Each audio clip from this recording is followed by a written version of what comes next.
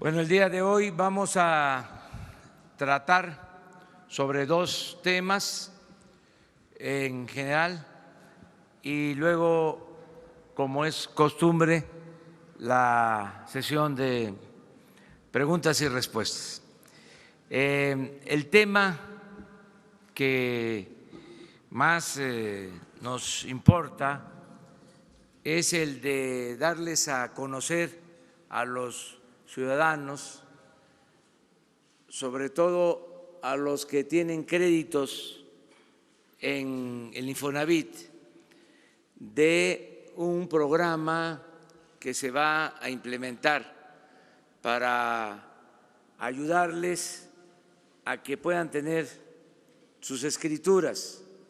La queja que recojo en mis giras es de que pagan y pagan y pagan y no dejan de pagar por distintas causas.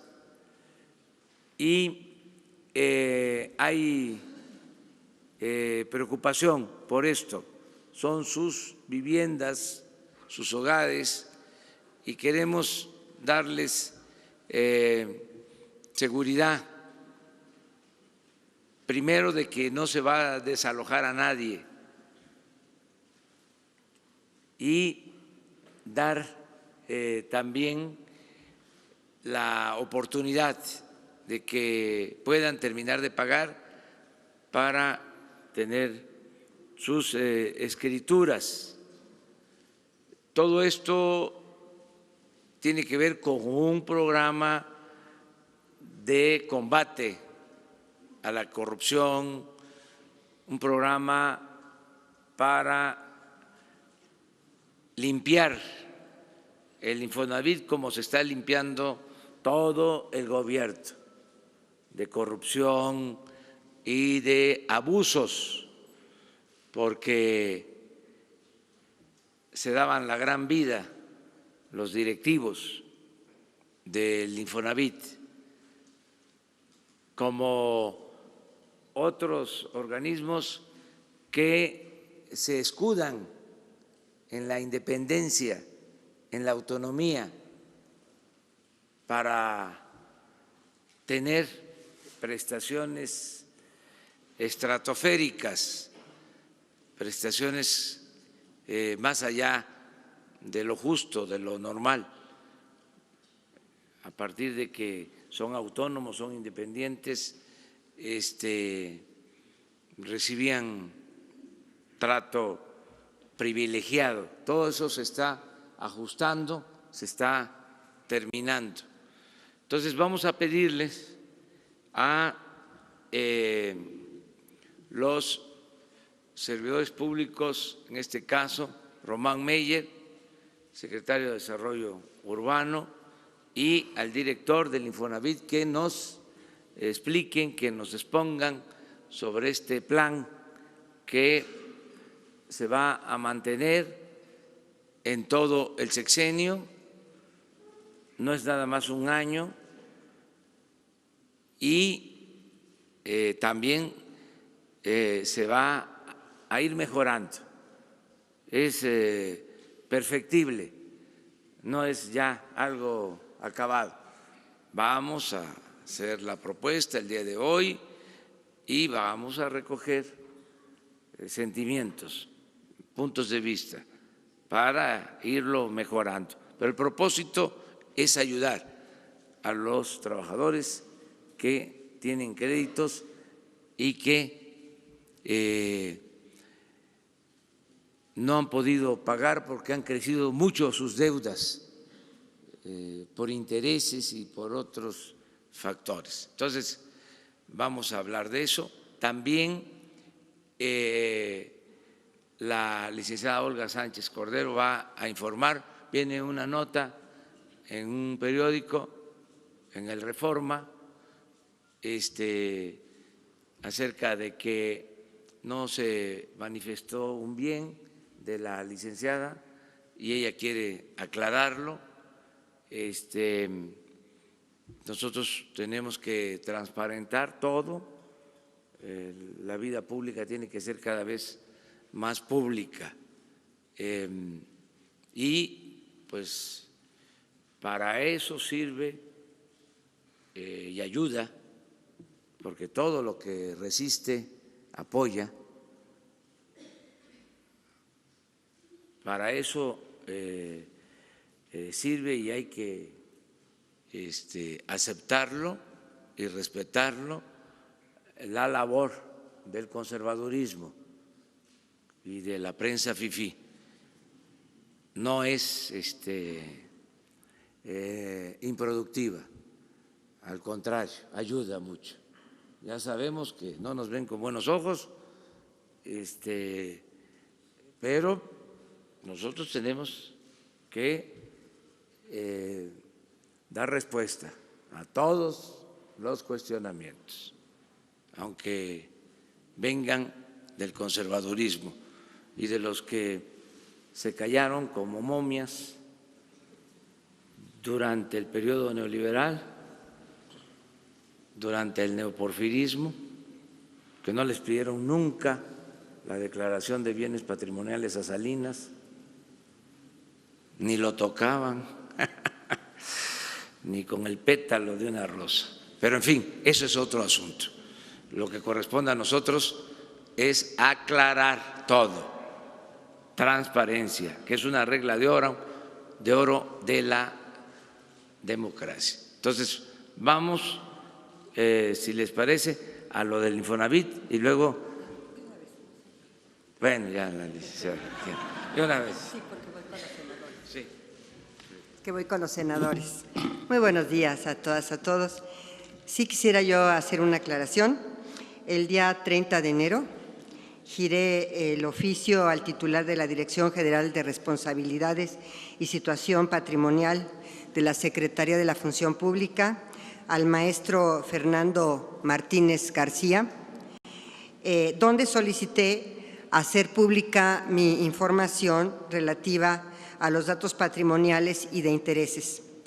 En ella se incluía esta propiedad que saca hoy el periódico Reforma, que adquirí junto con mi esposo en el año 2009, hace 10 años. Y en ese sentido me permito hacer dos aclaraciones. La primera, que soliciten, yo ya lo hice, a la Dirección de Responsabilidad y Situación Patrimonial de la Secretaría de la Función Pública, aclare las razones por las cuales se reservó esta información, siendo que yo di la instrucción que se publicara.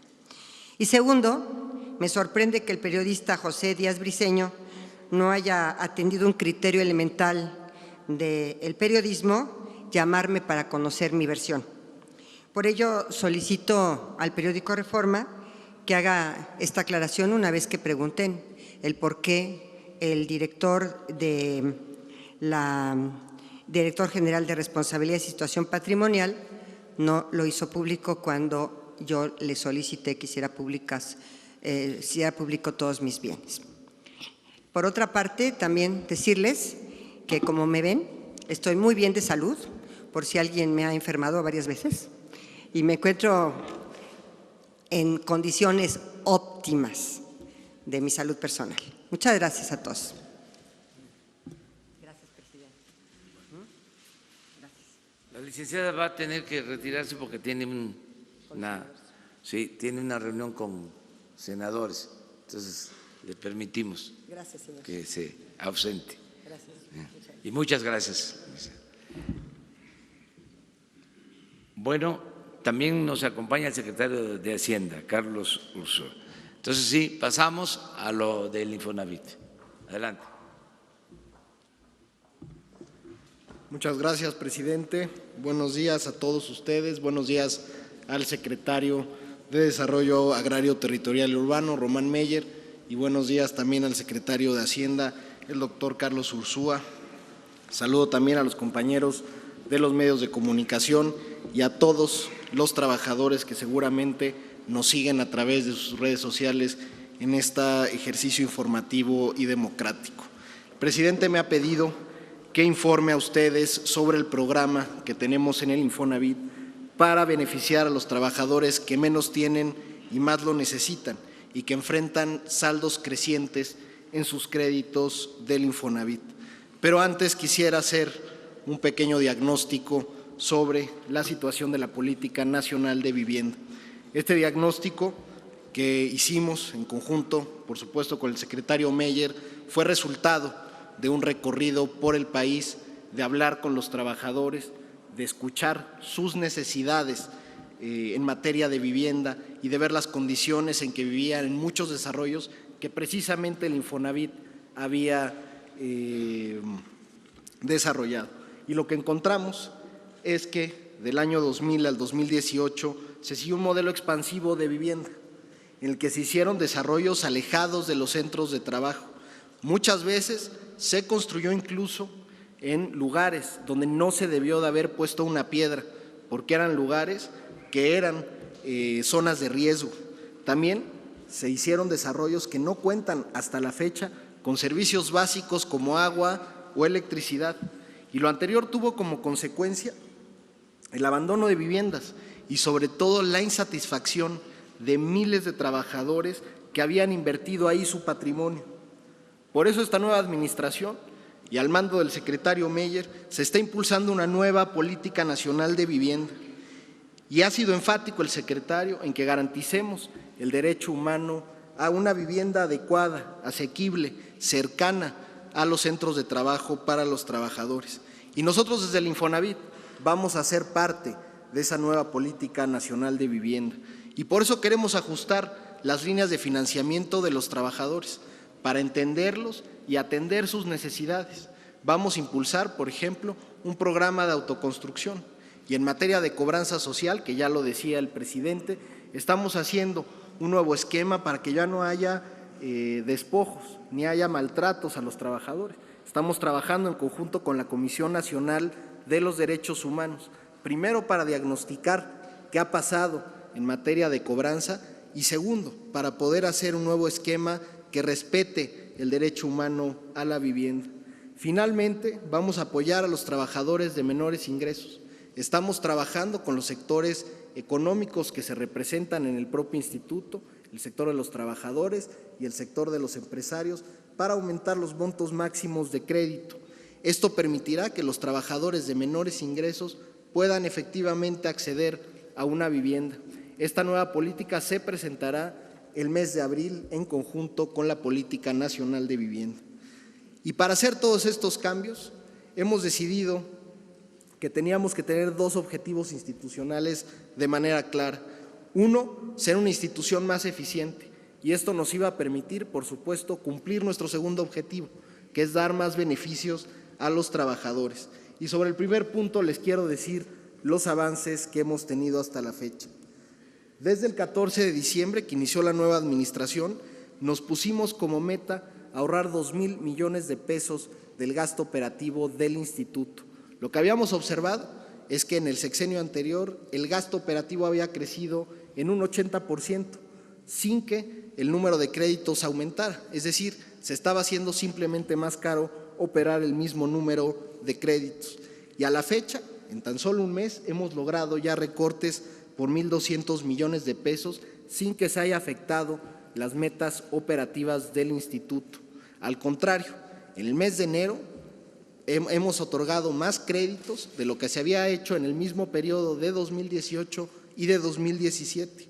Hemos también propuesto al Consejo de Administración los lineamientos para un nuevo tabulador salarial para los altos directivos del instituto, que sean congruentes con las políticas de austeridad, eficiencia y buen gobierno que ha puesto esta nueva administración federal.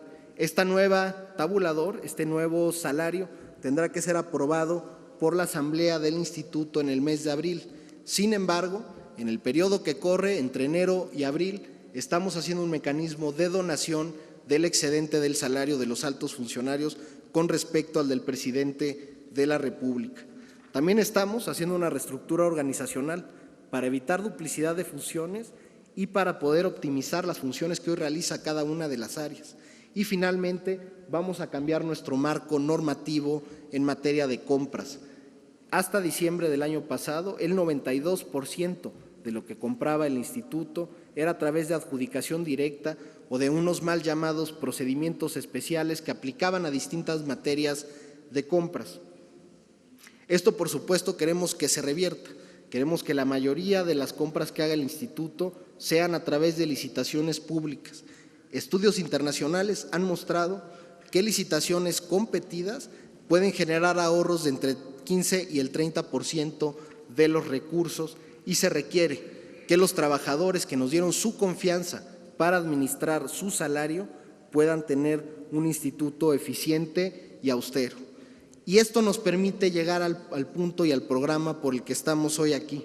Estos ahorros nos permiten presentar el programa Responsabilidad Compartida.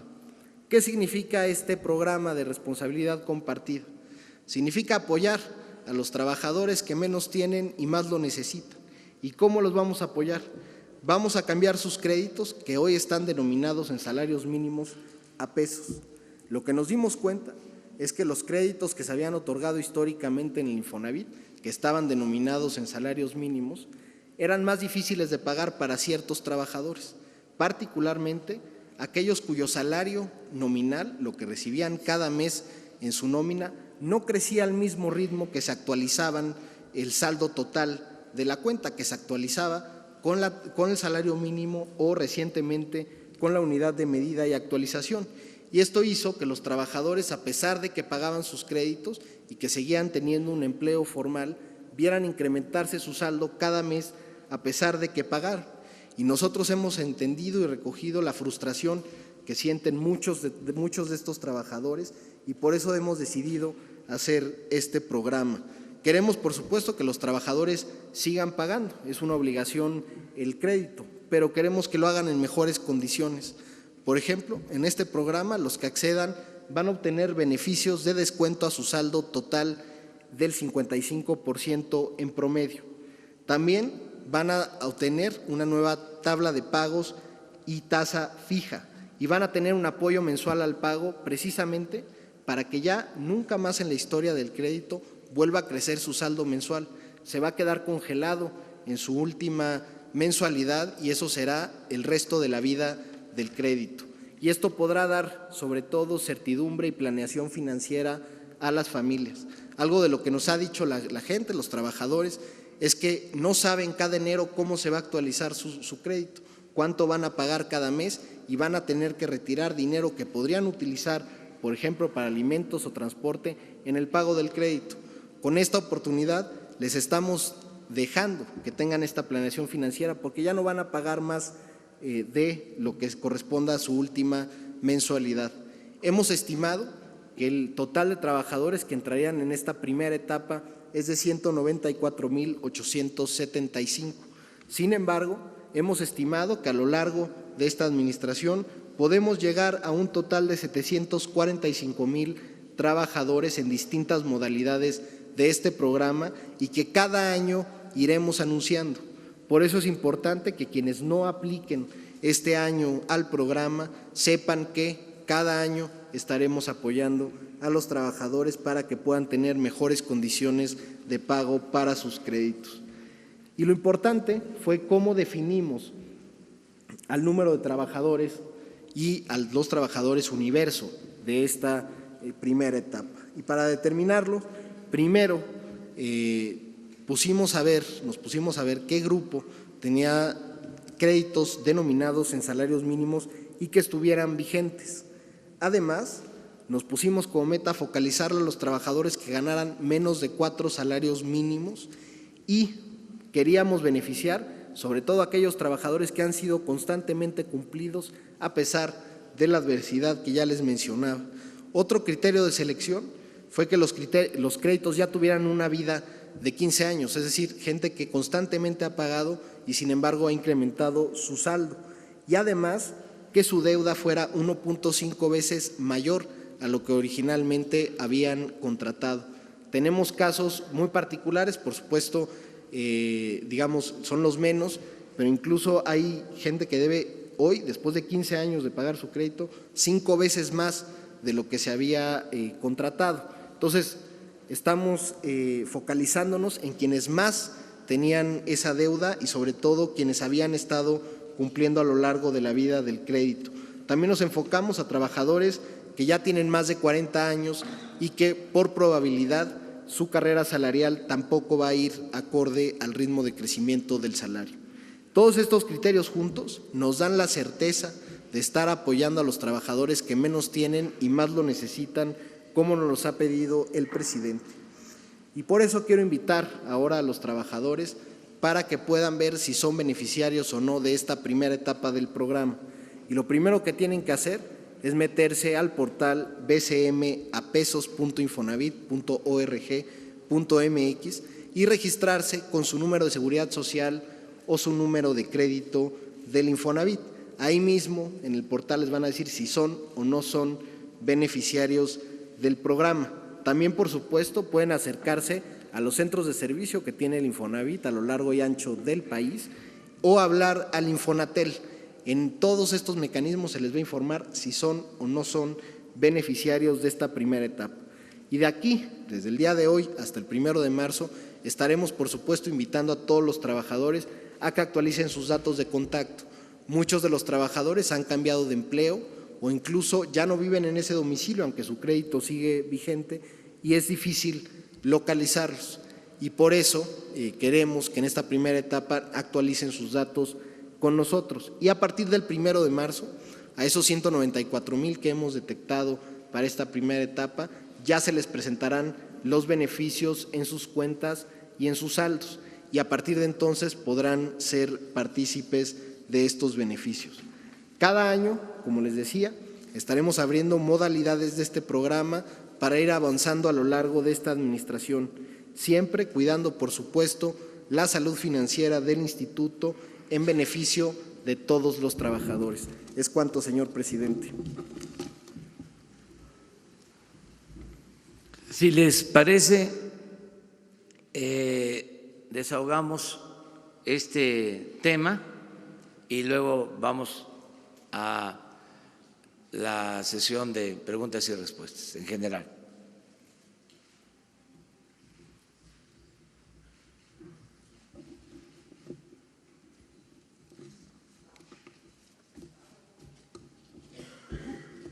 Señor director, yo quisiera preguntarle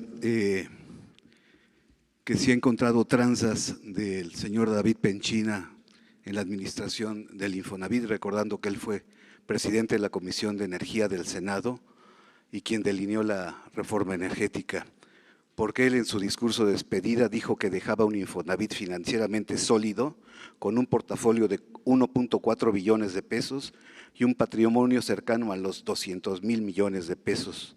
Esa es mi primera pregunta. Mi segunda pregunta sería, ¿existe la posibilidad que el ahorro de los trabajadores que administran en Infonavit pasen a las administradoras del fondo para el retiro, para que tengan mayor pensión los jubilados? Y finalmente, Infonavit reporta al Buró de Créditos la puntualidad o retraso de los trabajadores de Infonavit. ¿Seguirá esta práctica? Gracias. Muchas gracias por la pregunta. Sobre el primer aspecto, quiero decirles que estamos, por supuesto, revisando cómo se encontraba el instituto. Hay que recordar que tuvimos la posesión a partir del 14 de diciembre. Estamos analizando, por supuesto, cómo se encuentra y estamos pidiendo, por supuesto, a la auditoría interna, que depende del Consejo de Administración, que haga una investigación sobre los procesos que se siguieron en la administración anterior. Sobre el particular del exdirector, lo que se tiene que decir es lo que ya hemos dicho aquí. Nosotros encontramos un gasto operativo que había aumentado en 80% durante el sexenio pasado y que no se otorgaban más créditos. Entonces es importante revisar ese gasto operativo, sobre todo porque hubo partidas de gasto específicas del presupuesto que aumentaron más del doble en el año 2018. Entonces estamos revisando todas esas partidas. Yo, en las conferencias de prensa mensuales que doy en el instituto, estoy desahogando todos esos temas.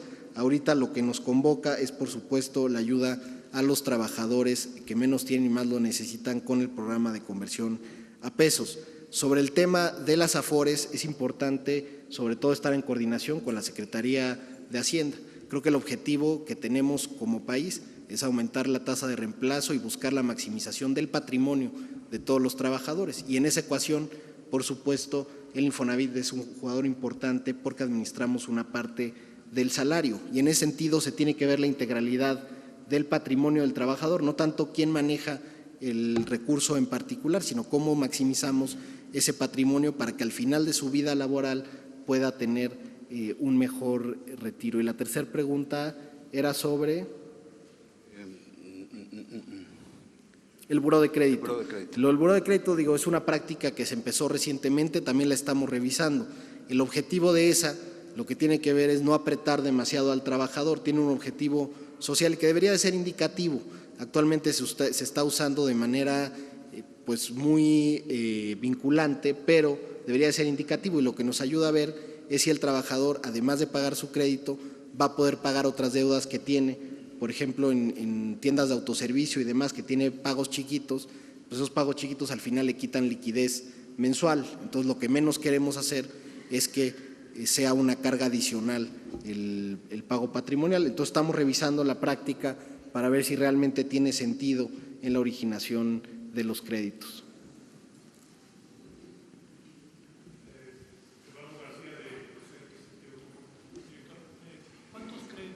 Hoy el Infonavit vigentes y qué porcentaje de estos pertenecen todavía o están denominados en salarios mínimos, para tener una idea del monto del programa en su capacidad total. Bueno, actualmente el Infonavit tiene 5.5 millones de créditos vigentes, 3.9 millones están denominados en salarios mínimos, pero hay que recordar sobre todo que pues, la cartera vencida, el número de cuentas que tiene el instituto es de 5.6%, entonces tienes a trabajadores que precisamente ha resultado como predecía el modelo, es decir, que su salario viene creciendo a un ritmo superior incluso al del salario mínimo y por lo tanto para ellos no resulta oneroso ese crédito. Lo que estamos focalizando es aquellos trabajadores que precisamente no tuvieron una carrera salarial esperada como en el modelo y por lo tanto hubo este desfase respecto a la curva predicha. Pero lo importante también es que a partir del año pasado el Infonavit está otorgando créditos en pesos y una tasa fija que es competitiva en el mercado y eso ayuda sobre todo a la planeación de los trabajadores porque les da un panorama de cuánto van a ir pagando cada mes, ya no se tienen que esperar esto que pasaba cada enero de a ver cuánto sube el salario mínimo o en la UMA a partir de 2016 y estaban las familias con el Jesús en la boca. Entonces esto ya no va a pasar porque ya estamos haciendo algo que tiene que ver con la certeza y la planeación financiera de las familias.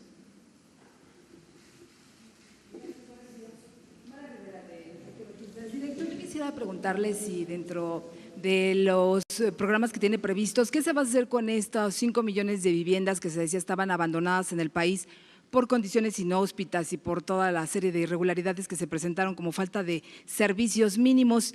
Y bueno, y no sé si aprovechando la presencia del secretario de Hacienda, nos pudiera adelantar cuándo se presentará esta iniciativa de reforma al sistema de pensiones, considerando que para el 2025, secretario, pues será la primera generación de jubilados con el esquema de Afores y que bueno, este propósito de aumentar la tasa, el rendimiento, en fin, ¿cómo va caminando esta iniciativa en el Congreso?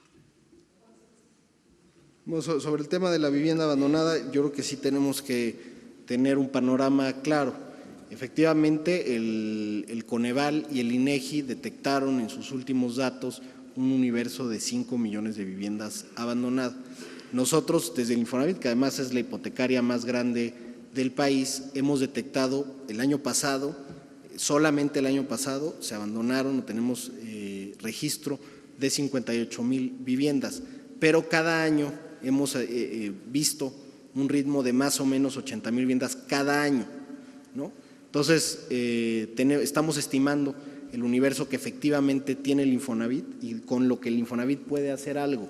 Entonces, es muy importante tener esta claridad. Estamos trabajando, por supuesto, con la SEDATU para que podamos tener un programa de recuperación de vivienda abandonada que tenga un sentido de recuperación del entorno urbano, porque lo que había venido pasando es que agarraban esas viviendas abandonadas, las subastaban a terceros para que las arreglaran, pero arreglaban un pequeño número de casas y los acreditados los volvían a abandonar.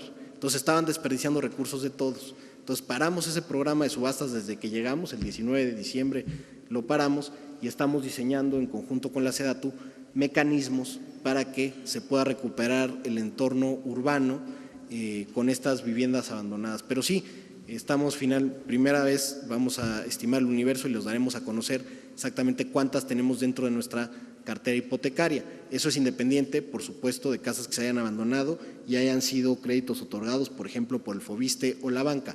Nosotros solo podemos ver lo que está dentro de la propia cartera del Infonavit. Sobre el sistema, doctor. Buenos días. Déjenme quizá clarificar 2 o 3 términos.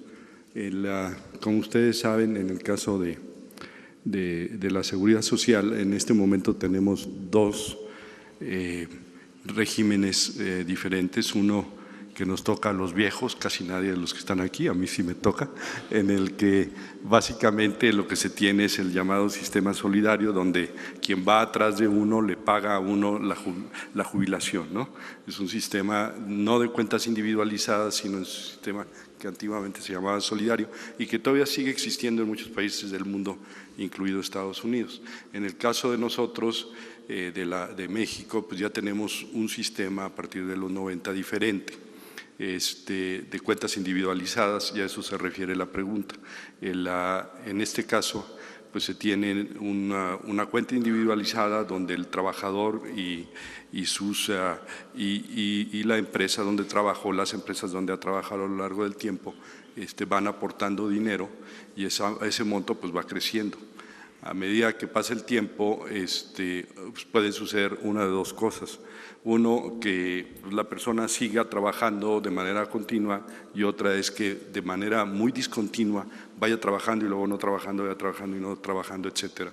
Eso hace las cosas un poquito más complicadas, tanto para el trabajador como para el gobierno, porque el gobierno tiene que tomar en cuenta eso. Lo óptimo es que pues, de manera continua lleguen las aportaciones a las AFORES. Ahora, en el caso de la gente que ya se jubile, que es la pregunta que se hace, que ya van a empezar a entrar las primeras generaciones, lo que el trabajador va a tener 2 posibilidades dependiendo del número de horas que trabajó. Una es simplemente que pueda tener una jubilación a partir de el monto de dinero que se tiene en la AFORE. Esta jubilación se puede acudir a ella siempre y cuando haya un cierto número de semanas trabajadas. La tasa de reemplazo que se menciona aquí por el director del Infonavit y también por la reportera, significa que es qué porcentaje del salario que uno estaba acostumbrado a ganar va a ganar uno o va a tener en la jubilación. Típicamente en el caso de las AFORES, no solamente en México, sino en muchas partes del mundo, esa tasa de reemplazo es muy baja. Es por ello que, y esa es la primera medida que nosotros estamos empezando a adoptar, es por ello que hay que incentivar el ahorro voluntario a las AFORES. Segundo, las AFORES, depende su comportamiento, es muy variado. Hay AFORES muy buenas, hay AFORES muy malas. No voy a hablar de cuáles son buenas y cuáles son malas. La verdad que los invito a que ustedes estén continuamente revisando en las páginas de la CONSAR el desempeño de cada una de las AFORES. La diferencia, a lo mejor en el corto plazo parecería muy pequeña por las tasas, pero en el largo plazo, a medida que pasan los años, una pequeña tasa puede significar un gran monto. Entonces es bien importante también incentivar, informar a los trabajadores de que deben estar muy al pendiente de las AFORE en cuestión. Hay una comisión que carga cada AFORE. Por primera vez, esto fue anunciado a principios de este año, por primera vez ya se logró a través de la CONSAR que esa comisión ya sea menos, en promedio, sea menos de 100 puntos bases, es decir, menos de 1% de los saldos. En este momento está en el orden de 0.98, 98 puntos bases.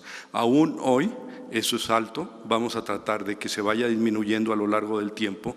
Creemos que para estándares internacionales, incluido Latinoamérica, las comisiones que se cargan en México siguen siendo altas. Entonces vamos a disminuirlas de manera gradual.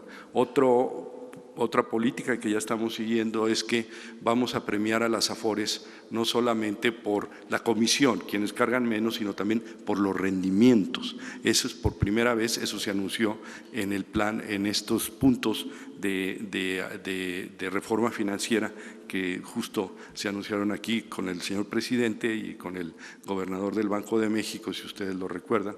Y tercero, también ya se anunció en ese mismo programa que se van a flexibilizar los mecanismos que tienen en manos las AFORES. Ahora van a tener más posibilidades de invertir mejor de manera normal. Y se van a seguir con otras medidas. Es difícil, el asunto de la reforma de pensiones o de las pensiones en general es un asunto que a todo mundo, en todas partes del mundo, ocupa y preocupa. En Estados Unidos ocupa y preocupa mucho.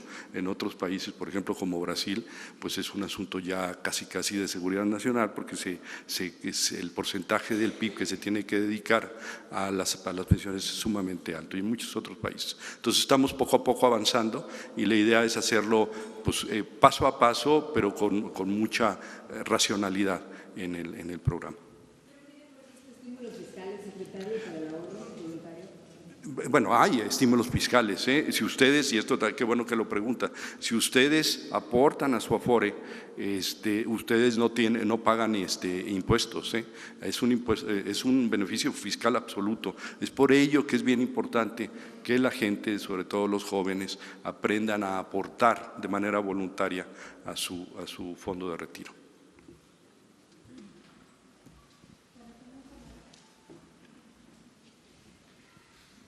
Dos más, ¿les parece?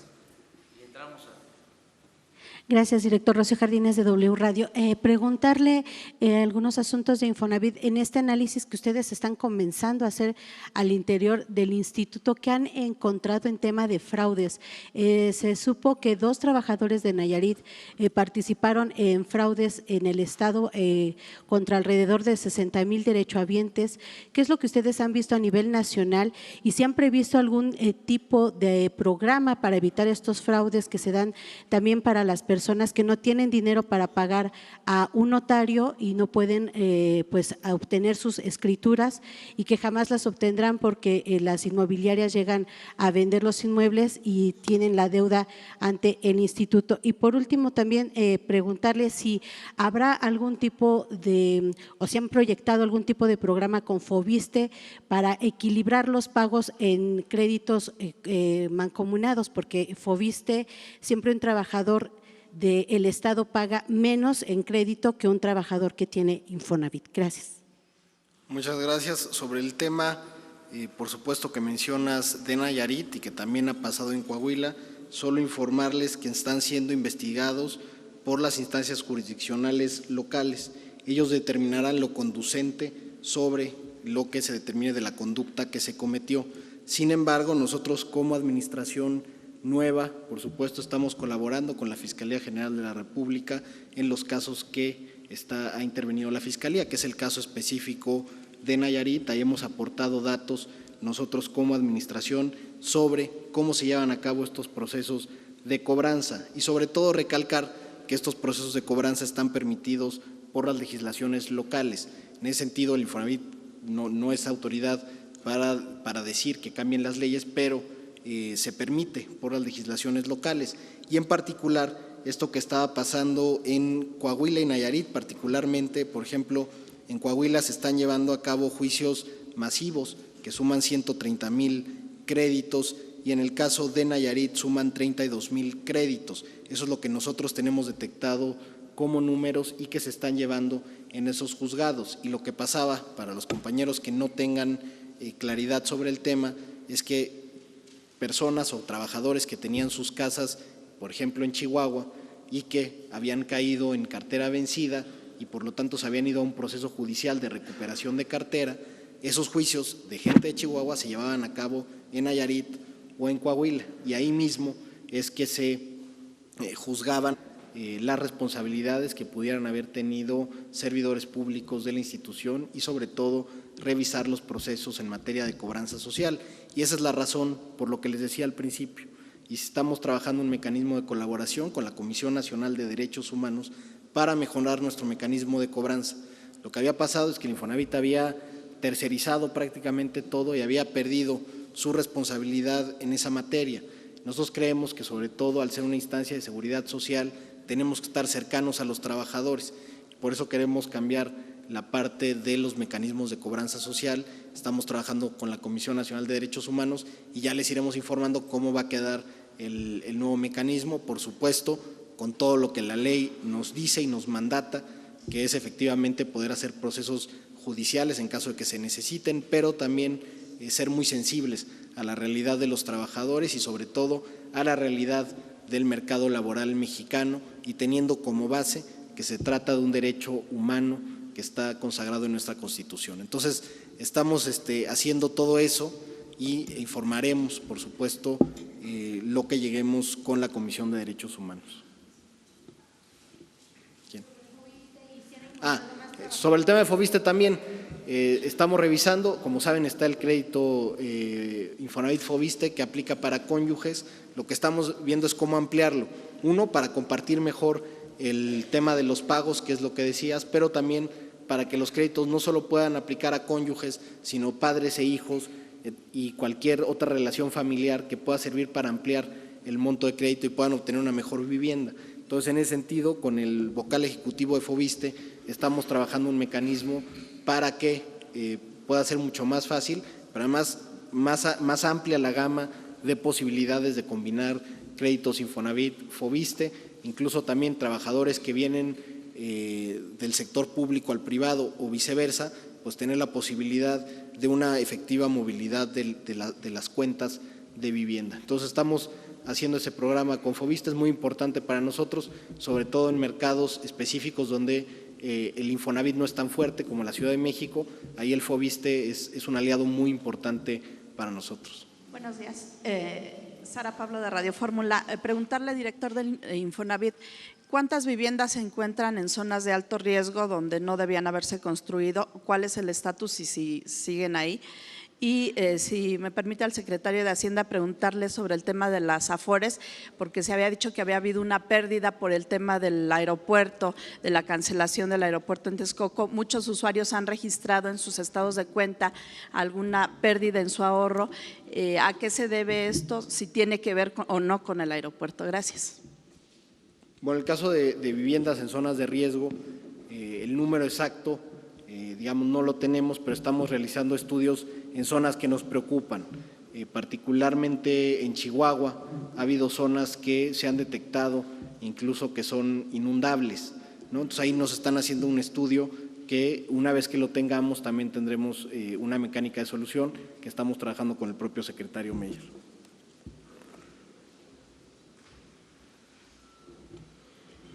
Bueno, en el caso de las Afores, como ustedes saben, parte de los montos que tienen son invertidos en renta variable.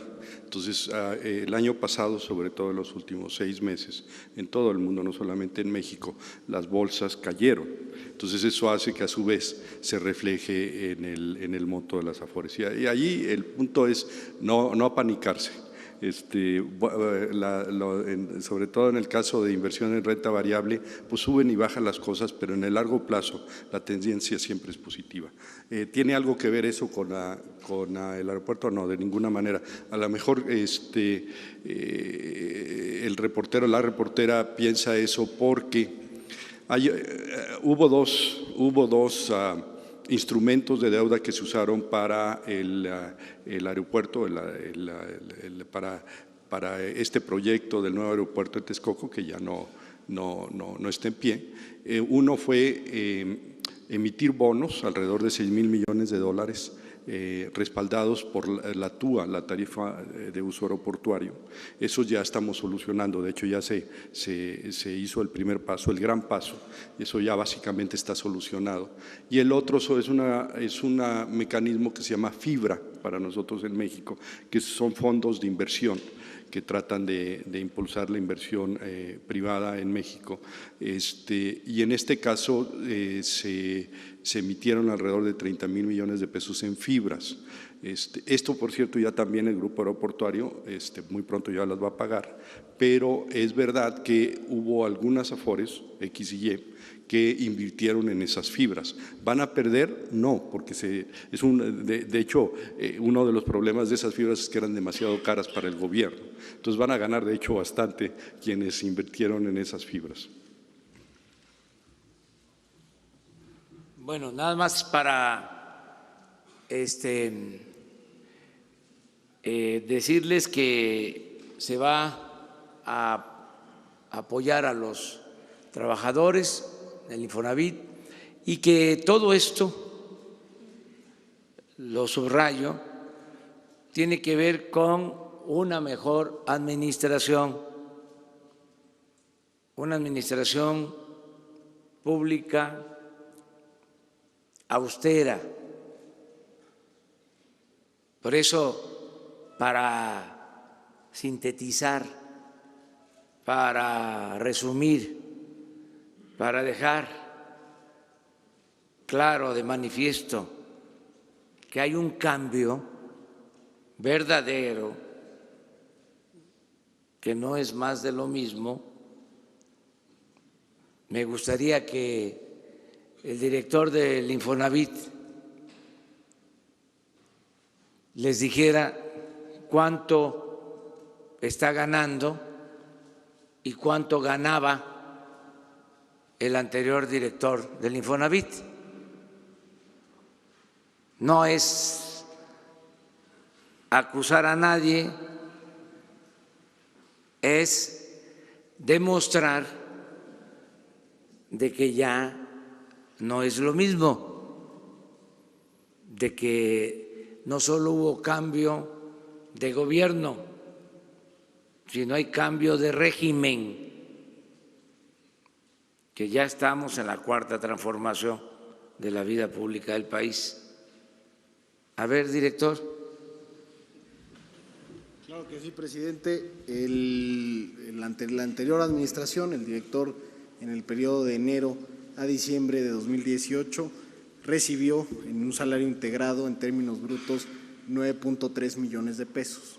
Eso fue el salario anual entre enero y diciembre. Si lo dividiéramos en términos brutos, sería algo así como, pues más o menos 700,000 pesos, un poquito más. Sí, es 9.3 millones de pesos entre los mensual, ¿cuánto? ¿no? Mensual, pues son 745,000 pesos, ¿no? Entonces, eso era el salario que recibía en términos brutos el anterior director. Yo, como hice el compromiso con el presidente, me puse, porque además en el Infonavit se estilaba que se ganara lo que uno quería, me puse un salario equivalente al de 107,500 pesos. Entonces, es lo que yo voy a estar ganando en términos netos, que en términos brutos debe ser como 150,000 pesos, ¿no? Entonces, si se fijan, a lo largo del año yo voy a tener un salario equivalente al 1,800,000 pesos contra 9,300,000 pesos. Está bien el ejemplo, ¿verdad? Bueno, ahí queda eso. Ahora sí, vámonos a la sesión abierta. Muchas gracias. Siéntese.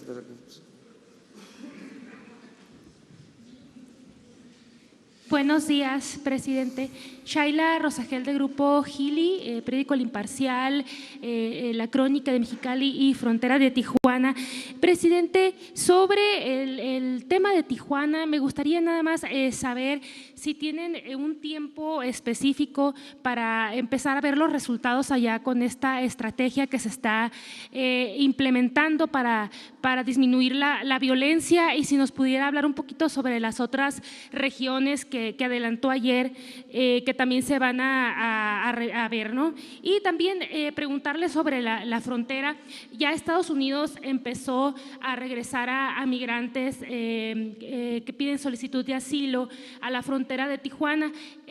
¿Cómo el gobierno federal cómo va a apoyar? ¿Tienen algún programa, algo para apoyar a los migrantes que están ahí, que se están quedando allí? Y sobre todo, ¿por qué México está aceptando, ¿no?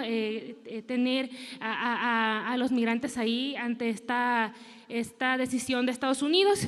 Y sobre los beneficios fiscales para la frontera norte, ¿ya hicieron alguna evaluación sobre qué porcentaje de empresas ya redujeron el IVA allá y lo difícil que ha sido para esta central esquema de beneficios? Hace unos días la Coparmex dijo que solamente en el caso de Tijuana 15% habían podido integrarse a este programa.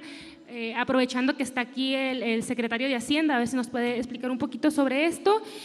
Y ya para finalizar, presidente, y no extenderme mucho, hay una creciente demanda sobre la cuestión de su seguridad. Usted ayer dijo que volvió a reiterar pues que no va a hacer algo extra, ¿no?, para mejorar su seguridad, pero también ha dicho que hará caso a lo que el pueblo diga.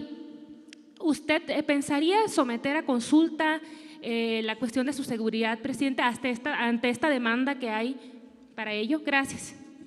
Mire, acerca de la primera pregunta, el transcurso del día de hoy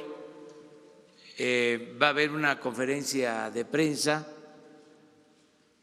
organizada por Jesús Ramírez para informarles sobre el plan al que hicimos referencia el día de ayer, que incluye Tijuana y otras regiones en donde ha habido un incremento en homicidios.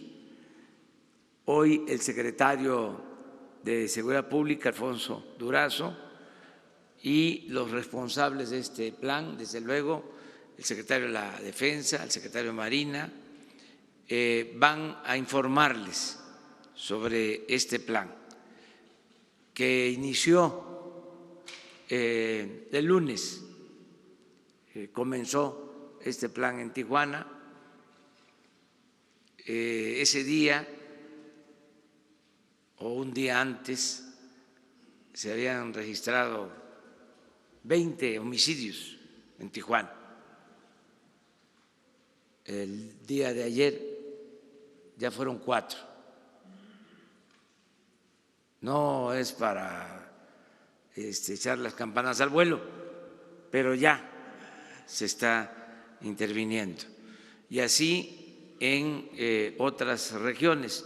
Es importante que conozcan ustedes este plan, que es el que se va a llevar a cabo en las 266 coordinaciones territoriales, porque no vamos a utilizar la misma estrategia de los gobiernos pasados de atender donde hay el problema y luego el problema se traslada a otras partes y no se resuelve, que fue lo que hicieron cuando se propusieron atender lo del robo del combustible.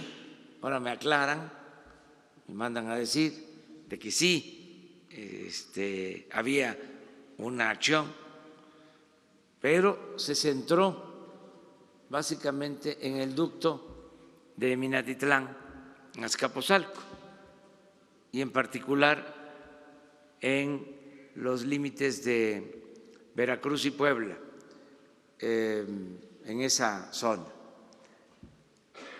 es donde actuaron. ¿Qué pasa?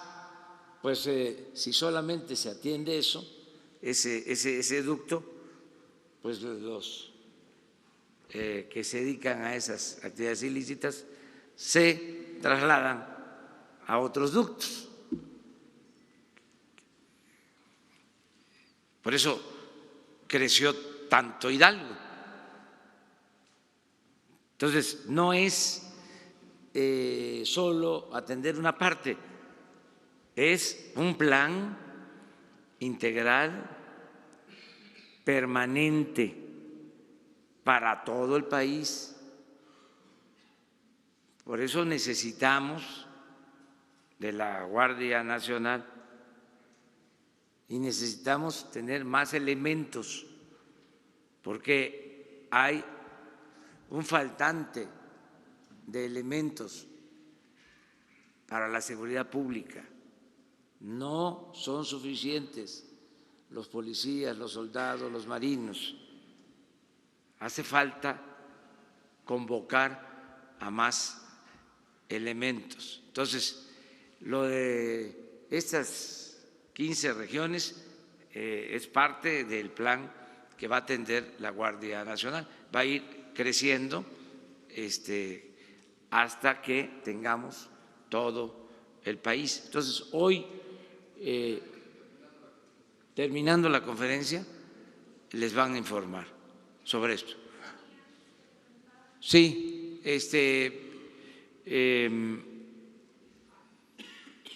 se está ordenando la migración en el sur, se les está pidiendo que de manera voluntaria se inscriban, se apunten. Hay algunos que no han aceptado hacerlo de manera incorrecta. Hay quienes sí se están registrando, esto es muy importante, es para atenderlos mejor, para defenderlos, para respetar sus derechos humanos. Se les están entregando alimentos, medicamentos, se les está atendiendo. Todo esto en tanto atendemos el fondo que tiene que ver con el crecimiento, con el desarrollo en Centroamérica y en nuestro país. Yo quisiera que un día, o me gustaría un día presentarles las cifras sobre crecimiento económico en México, porque es muy claro cómo el sureste se quedó rezagado. La única excepción en crecimiento y creación de empleos es Quintana Roo,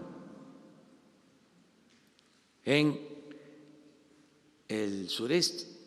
Entonces, ¿por qué la migración? Pues porque no hay oportunidades de trabajo. Por eso la importancia del desarrollo en Centroamérica y en el sur de nuestro país. Ese es el planteamiento de fondo que estamos haciendo al gobierno de Estados Unidos. Afortunadamente lo están entendiendo, han sido respetuosos. El presidente Donald Trump ha sido respetuoso, ha hecho señalamientos porque tiene que hacerlos, pero ya no es la misma situación de antes, porque estamos estableciendo relaciones para la cooperación. Hay estos acuerdos de impulsar el desarrollo en Centroamérica, de impulsar el desarrollo en el sur del país para enfrentar así el fenómeno migratorio. Y se está entendiendo que nosotros debemos dar protección a migrantes, tenemos que garantizar sus derechos humanos, y es lo que se ha venido haciendo. El que puede explicarles bien sobre este tema las veces que sea necesario, sobre esta política, pues es Marcelo Ebrard. También con Jesús me gustaría que un día Marcelo les explique sobre la política exterior y cómo de manera coordinada con la Secretaría de Gobernación se está también manejando todo lo relacionado con la política migratoria. Esto va a ayudar a aclarar mucho. Había preocupación ayer por el mensaje del presidente Trump. Lo cierto es que fue respetuoso, hubieron algunos señalamientos, pero pues es su derecho, es su visión, pero fue bastante respetuoso de nuestro gobierno y eso se lo agradecemos, porque nosotros estamos haciendo nuestro trabajo. Presidente, lo de la consulta sobre su seguridad y lo del IVA. Mire, tenemos posiblemente en puerta una consulta, pero tiene que ver con la operación de una planta termoeléctrica en Morelos. Voy a estar en Morelos porque fui a Ayala, hice el compromiso de regresar en un mes. Voy a estar en Morelos en una semana para hacer un planteamiento. Se los explico así de manera general, sin consulta a los ciudadanos, por decisión del gobierno y también para dar contratos a empresas. Se hizo un gasoducto y una termoeléctrica en Morelos, Yecapistla, Morelos. Se invirtieron alrededor de 25,000 millones de pesos.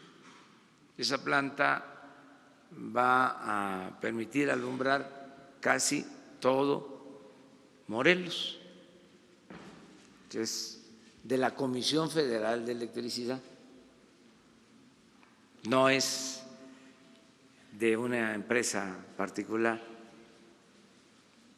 Entonces se generó toda una protesta, hubo represión, metieron a la cárcel a campesinos. Y ahora estamos ante una situación muy especial. Faltan 100 metros de ducto, de gasoducto, para echar a andar la planta y producir energía. Es inversión del pueblo, es energía para el consumo de los mexicanos y también para que no aumente el precio de la energía. Y hay oposición porque fueron atropellados. Esto lo hicieron los gobiernos anteriores. Muy mal. Ahora se quejan los expresidentes, pero ¿qué culpa tengo yo de la manera en que procedieron? Pero imagínense dejar abandonada una planta de 25,000 millones de pesos para generar energía. Entonces, vamos a buscar un acuerdo. Les voy a hacer una propuesta a todos los municipios por donde pasa el ducto, porque incluyó varios estados, y desde luego donde está la planta. Ya me informé y no hay problema de contaminación. La planta tiene un proceso de tratamiento de agua de lo más avanzado, porque si se afectara el agua, se contaminara el agua, ahí sí, ni modo, se quedaría, porque lo más importante pues es la salud del pueblo. Pero hay estudios y hay certificación de que no existe esa contaminación del agua. De todas maneras, lo voy a poner a consideración de los ciudadanos y va a haber una consulta para que todos opinen. Vamos a dar la información y que se decida sobre este asunto. No, les hablo de esta. Yo me siento muy tranquilo, estoy muy bien con mi conciencia y estoy muy bien con el prójimo. Entonces, no tengo ningún problema, ninguna amenaza real. Yo estoy apoyado, respaldado, protegido por millones de mexicanos. Puedo pasar donde hay una manifestación. Ayer que íbamos a Querétaro, una manifestación de maestros despedidos, me bajé y me respetan y yo les agradezco eso. Entonces, no hay enemigos, no tengo enemigos, hay diferencias. ¿Saben con quiénes? Con los de arriba, con los políticos o con dirigentes. Por ejemplo, ahora hay inconformidad con lo de las estancias, pero es arriba. La gente sabe, por ejemplo, los niños de las estancias van a tener apoyo. Lo que no queremos es la intermediación onerosa, costosa, fraudulenta. Ya eso se termina. Las organizaciones campesinas, los líderes, con todo respeto, que están inconformes, sí, porque ya no se les va a dar dinero a las organizaciones. Entonces, que se manifiesten, son libres, vamos a garantizar el derecho a disentir, pero no vamos a cambiar, porque tenemos las cuentas de cuánto se les daba a las organizaciones. Eso es irregular, por decirlo menos. ¿Cómo se le va a dar dinero del presupuesto público a una organización que forma parte del Poder Ejecutivo? ¿Quién es el que ejecuta? Pues el gobierno es el que lleva a cabo las acciones.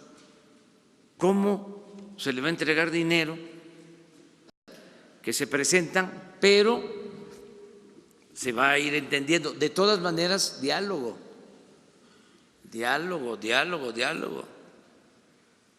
Tenemos que convencer y persuadir. ¿De acuerdo?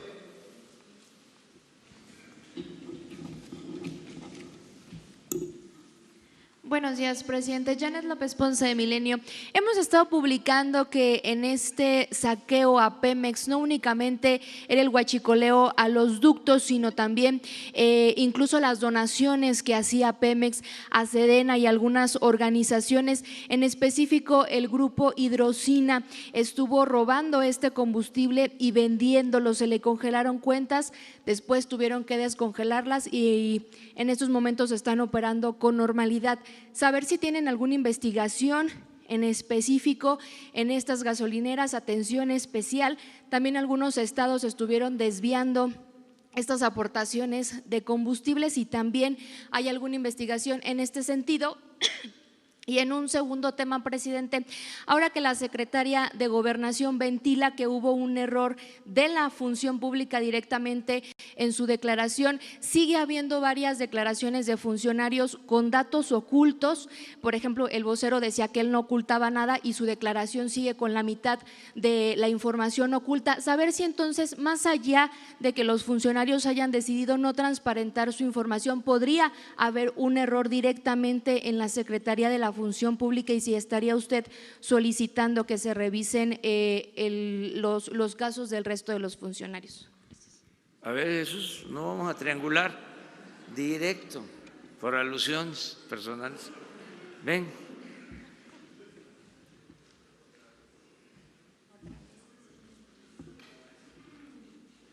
En mi declaración, como todos muchos funcionarios, establecimos, hay una serie de opciones en el formulario, y ahí establece que hacer públicas este tipo de datos sobre otros ingresos, bienes, propiedades, en fin, todo esto. Y ahí está, yo cuando llené mi solicitud, bueno, la declaración, puse que todo fuera abierto.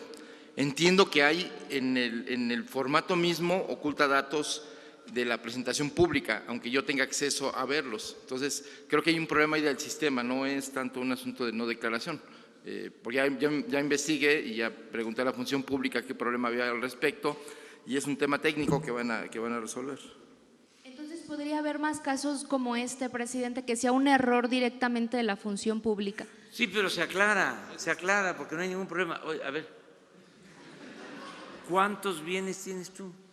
Un solo vehículo. Y estoy pagándolo todavía, es un crédito. A ver, pero ¿qué bueno, más? Es que en tu caso aparece, por ejemplo, en tu caso, Jesús, oculto el saldo de tus cuentas bancarias, el monto de tus vehículos, el monto de cuánto pagaste por muebles en tu casa, todo eso aparece oculto, pero dices que tú sí el menaje de la casa, el crédito que tengo del vehículo, que dicho de paso 226,000 pesos estaba tasado cuando lo hice la contratación del crédito, en fin, todo es abierto. Creo que es un problema del sistema que esas cejillas o ventanillas no se abren al público, pero pues mis cuentas bancarias son los ingresos que tengo como funcionario público, no tengo más.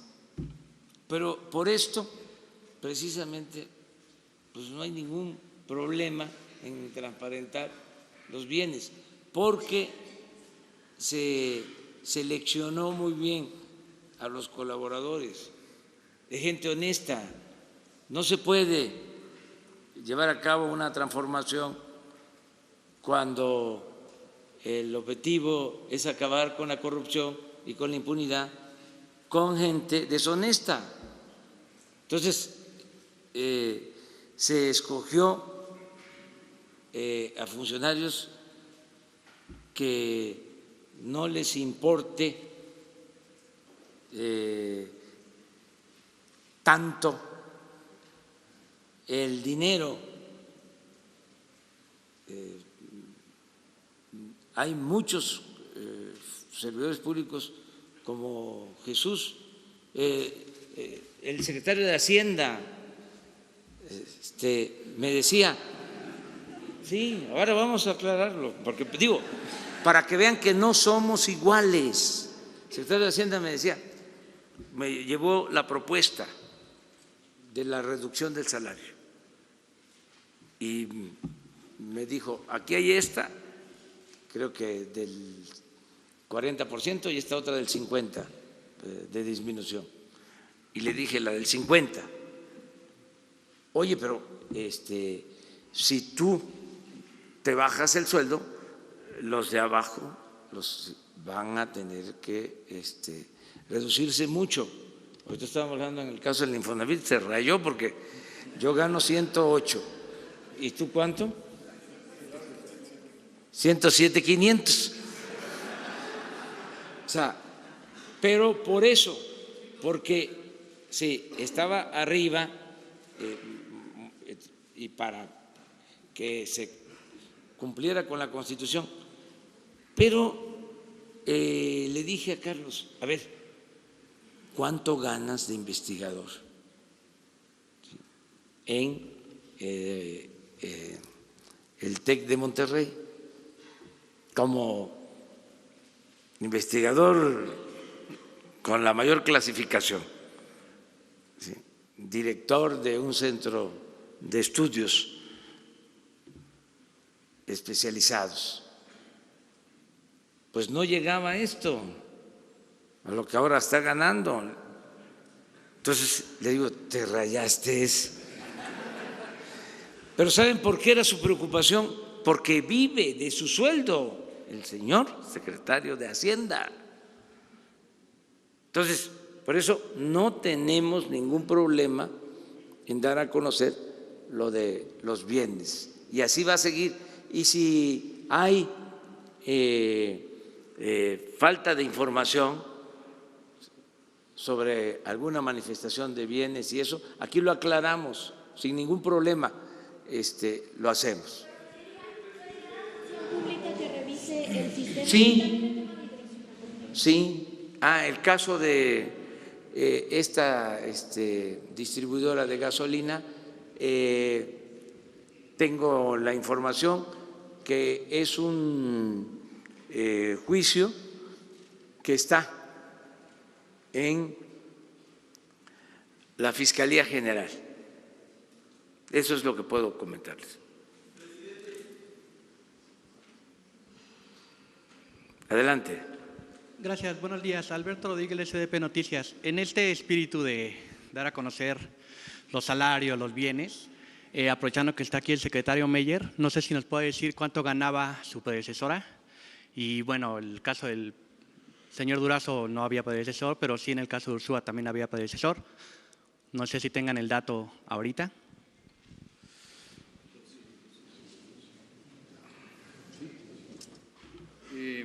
Tengo entendido que la maestra Robles ganaba 157,000 pesos libres, digamos en el tabulador entre secretarios ella tenía de los más bajos, entonces su salario correspondía a 157,000 pesos libres mensuales. ¿Y tú? Yo igual que el resto, 107,499, ¿no? Bueno, ya, pero es así más o menos, en general. Ya, vámonos. Vamos aquí en medio, los dos.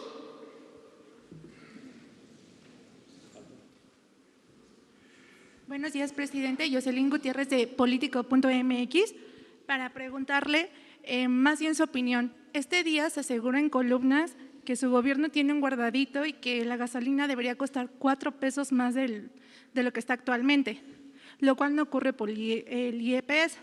¿Cuál sería su opinión sobre esto? Y también si nos podría adelantar cómo será el informe que presentará de sus primeros 100 días de gobierno, si planean que sea aquí en Palacio Nacional o va a asistir en el Congreso. Y si nos puede confirmar, se dice que Bernardo Batis lo va a proponer como embajador de México para el Vaticano. Si de ser cierta la información, ¿cuándo enviaría su propuesta al Senado? Bueno, no, lo último no tengo yo información.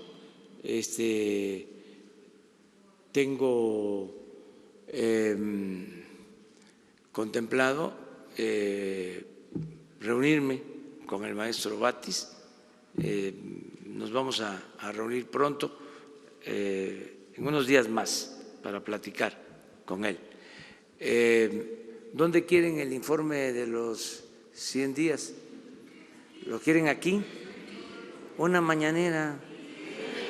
¿De acuerdo? Eso es, aquí va a ser. ¿Qué más? Le comentaba, en algunas columnas salió el día de hoy que asegura que su gobierno tiene un guardadito donde están diciendo que el precio de la gasolina debería de ser 4 pesos más barato de lo que ya está actualmente, sí, lo cual no ocurre debido al IEPS. ¿Cuál es su opinión al respecto? Pues que está bajando la gasolina desde que llegamos, un poquito, pero está bajando.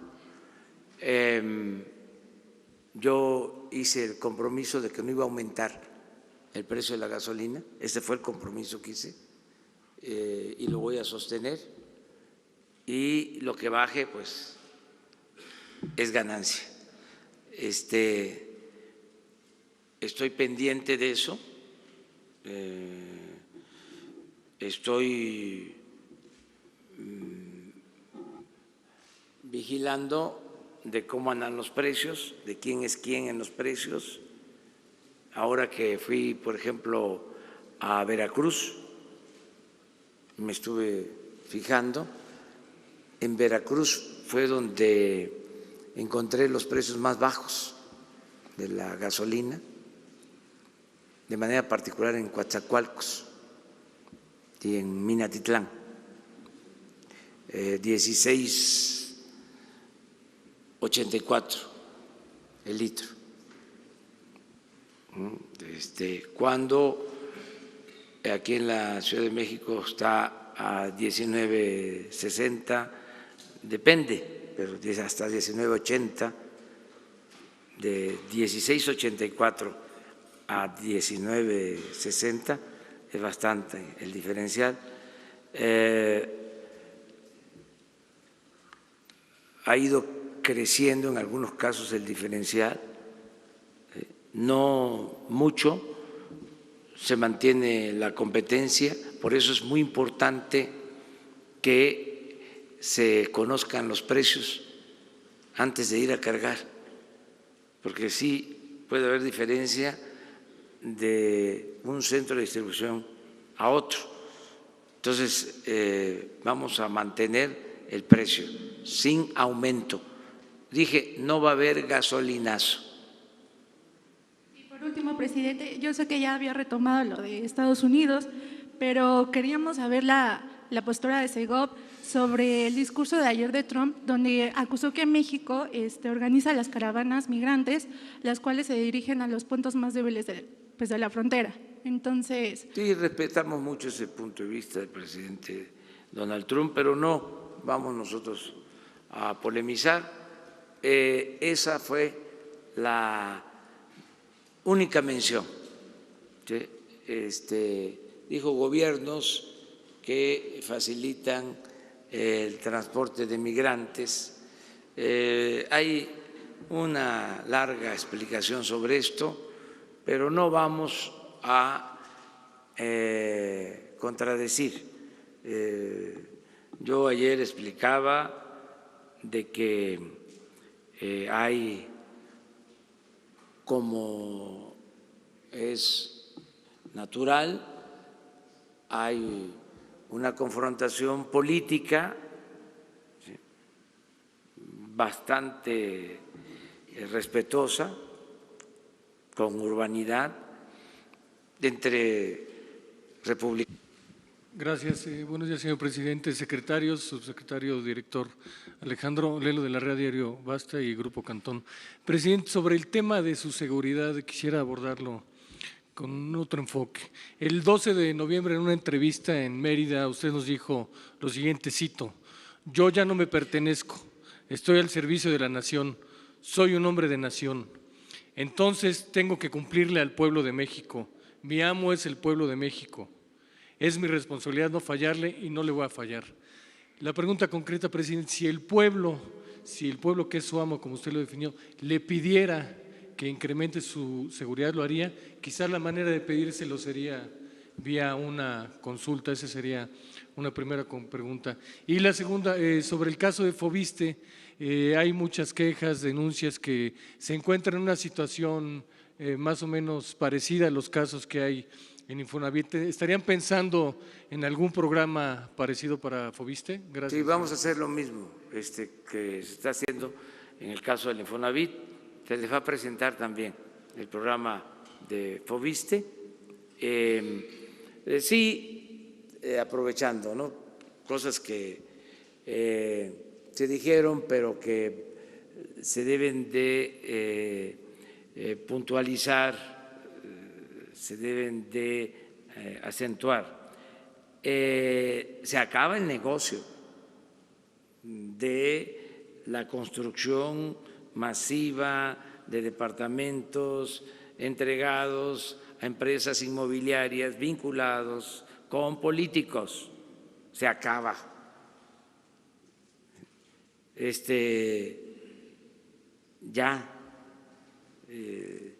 No se van a seguir construyendo huevitos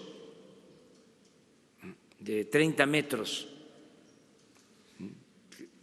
que son contrarios a los derechos y a la dignidad de las familias. Se acaba la corrupción, no se van a seguir construyendo unidades habitacionales en zonas bajas, inundables, solo porque dan los permisos autoridades a cambio de sobornos. Ya no se van a devastar cerros, es totalmente contrario al medio ambiente y yo no sé por qué en esos tiempos los ambientalistas no decían nada. Llega uno a una ciudad histórica, bella, un patrimonio de la cultura de nuestros pueblos. Y a la entrada, devastado un cerro y construidas miles de viviendas, de departamentos de estos, o sea, afectando todo.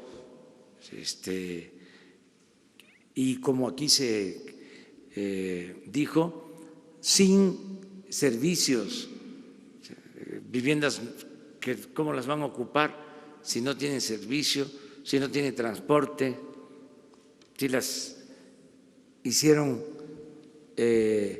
a kilómetros de los centros de trabajo, pero era el negocio de las inmobiliarias, de los políticos. Eso se termina ya. Ya el que tenga incumplimiento, porque muchas veces ni siquiera entregaban bien las unidades, defraudaban a la gente. Esto de Infonavit, de Foviste, pero también de inmobiliarias que defraudaron a muchos ciudadanos. No vamos nosotros a tolerar eso. Eso era parte de la corrupción, de los moches. Por eso subrayo de que los conservadores son muy corruptos, además de hipócritas. Les gustan mucho los billullos. Son muy corruptos. Los conservadores, hagan ustedes la investigación, todos me lo dejan a mí.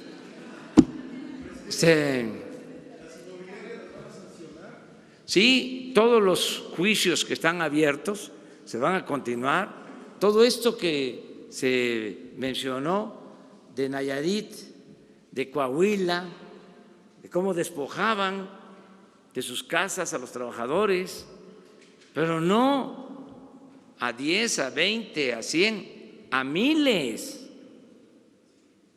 Toda esa corrupción se acaba.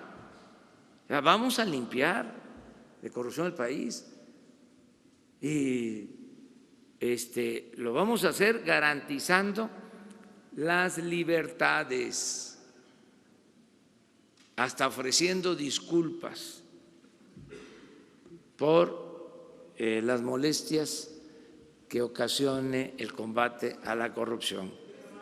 Presidente, lo que le comentaba de la consulta, ¿sí lo tendría? Sí, lo vamos a considerar más adelante. De ahora vamos muy bien, estamos bien y de buenas. ¿Cuándo sería más adelante este año? En la consulta que quizás va a ser marzo, abril. Pues puede ser este año, pero tenemos ahora otras prioridades. Sí. Gracias, señor presidente. Dos preguntas. Usted ayer, Rubén Pérez del periódico La Prensa, usted ayer en el aniversario de la promulgación de la Constitución mencionó la posibilidad de crear una nueva Carta Magna. ¿Su gobierno estaría impulsando esta nueva Constitución en el transcurso de los años que le restan en el sexenio para dejar su sexenio terminado con una nueva Constitución? Y la otra pregunta, insistir en el tema de las donaciones huachicoleras. Los diputados están insistiendo de que esto se perfila como un negocio. Más allá de que la Fiscalía tenga el tema, usted, así como tenía la información de cuántos barriles se perdían por robo de combustible, ¿tiene el dato de cuántas pérdidas registraba Pemex por estas donaciones? Gracias. Sí, mire, ayer mismo hablé de que no nos iba a dar tiempo a nosotros para convocar a la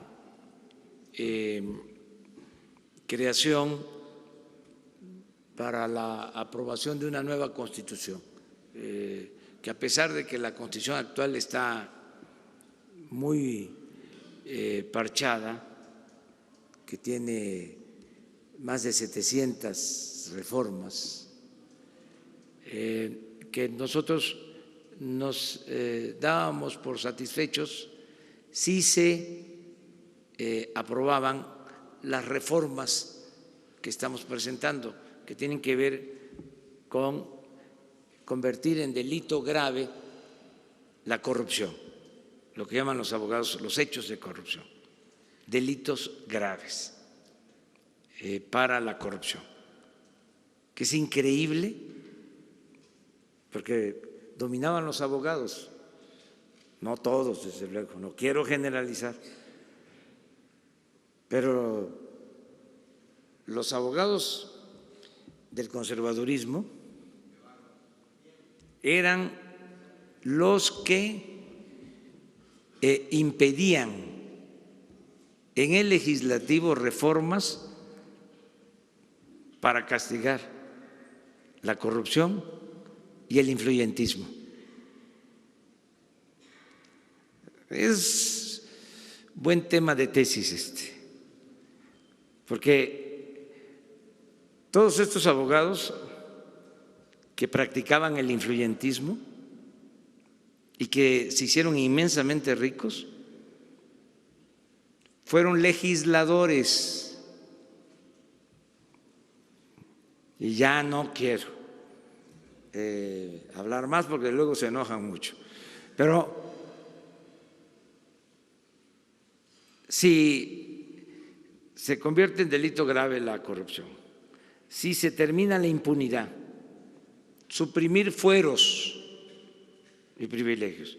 Fíjense qué raro, mandamos la iniciativa para quitar fueros y no la aprobaron los legisladores. Sobre todo, no se pudieron tener las 2/3 partes porque los legisladores del conservadurismo votaron en contra. Cuando estoy proponiendo que se le quite el fuero al presidente, que se pueda juzgar al presidente por corrupción en funciones, modificación al 108 constitucional, no lo aprobaron.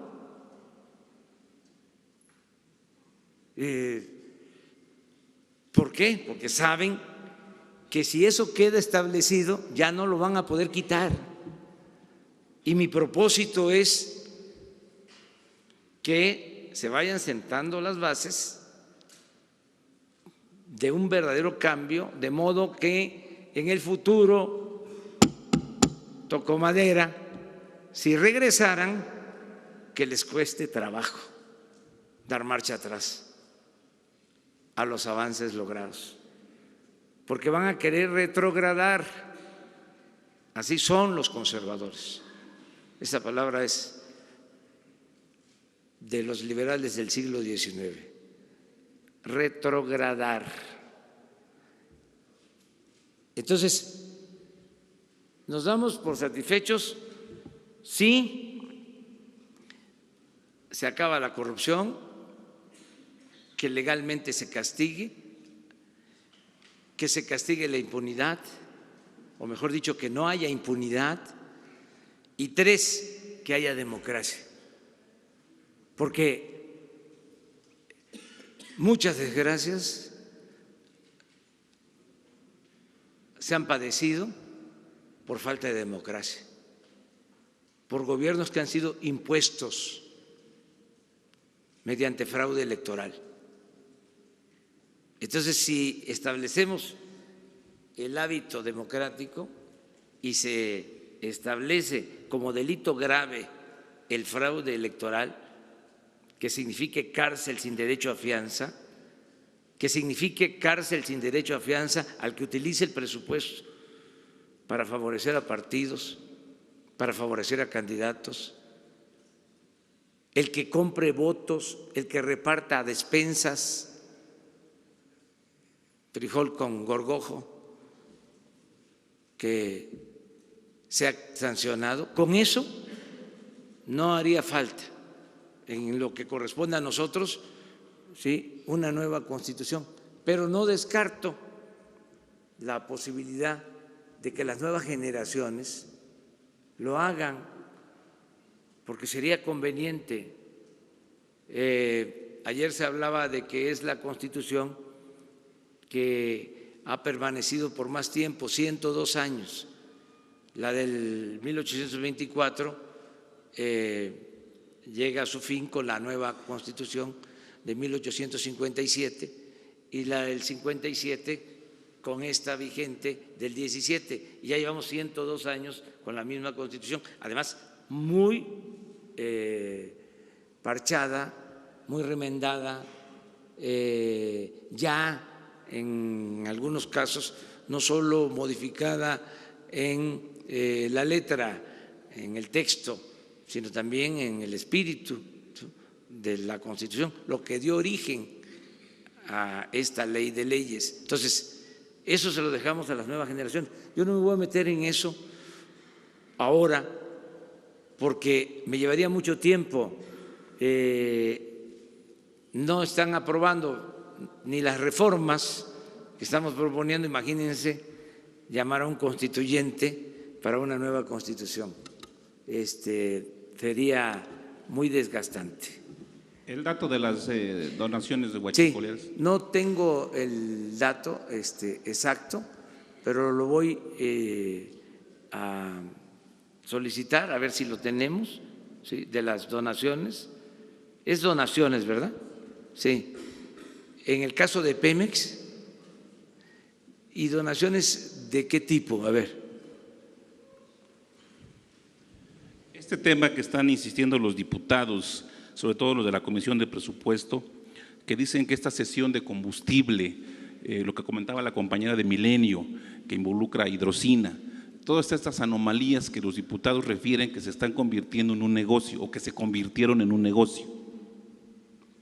Sí, eso sí hay información de las distribuidoras de…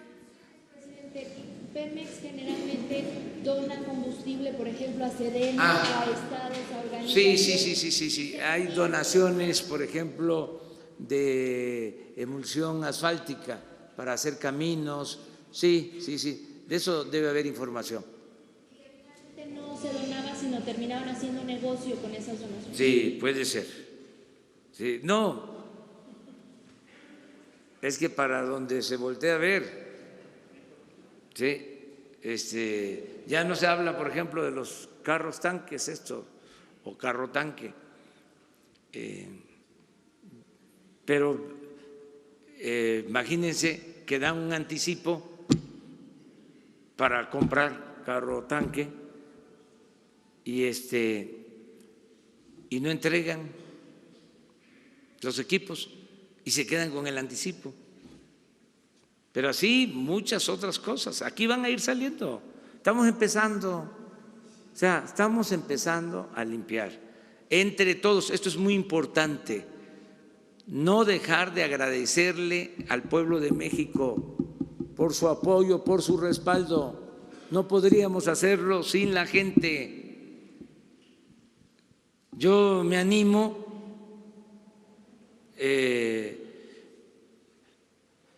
saco fuerza, no me canso, me aplico a fondo, me entrego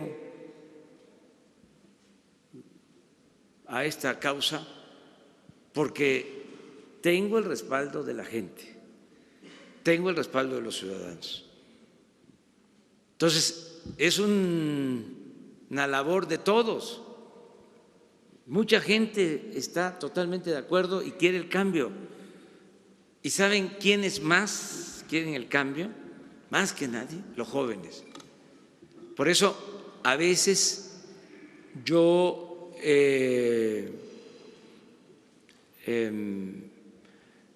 explico, no hablo de corrido, ya lo saben, pero sí trato de explicar más, de contextualizar, porque es muy importante que se tengan todos los elementos. Es pedagogía para que siga cambiando la mentalidad de los ciudadanos, sobre todo la mentalidad de los jóvenes. Es que estaba tan mal la situación de que se celebraba al que actuaba de manera deshonesta, se le consideraba astuto, y tonto al que no robaba, al que no aprovechaba la oportunidad. Esa era la subcultura, ¿no?, que estaba tratando de imponerse. Ahora tiene que moralizarse la vida pública y no cuesta mucho trabajo porque la gente así lo quiere y por los valores que hay en las familias, en los pueblos. Nuestro pueblo, a veces se burlan algunos, y los que están acostumbrados a la tranza se burlan cuando hablo de pueblo bueno, pero es cierto, lo mejor que tenemos es nuestro pueblo. Y la mayor riqueza de México, la mayor riqueza de México es la honestidad de su pueblo. Por eso pues vamos a poder salir de la crisis, porque esa es la cultura que nos ha salvado siempre nuestro pueblo. Entonces, claro que está allá arriba, echado a perder, cuando uno habla del pueblo bueno, cuando uno dice de que el pueblo es honesto, ¿no? No lo entienden, ¿no? Porque ellos están hechos, formados y acostumbrados a triunfar a toda costa, sin escrúpulos morales de ninguna índole. Pero nuestro pueblo no. La mayoría del pueblo de México no. Por eso también se puede, porque son unos cuantos, es una minoría la que está aferrada a la corrupción. No es todo el pueblo, o sea, la gente es buena por naturaleza. Ya se pasó la hora, ya nos vamos, pero aquí viene la información sobre lo de seguridad. Muchas gracias.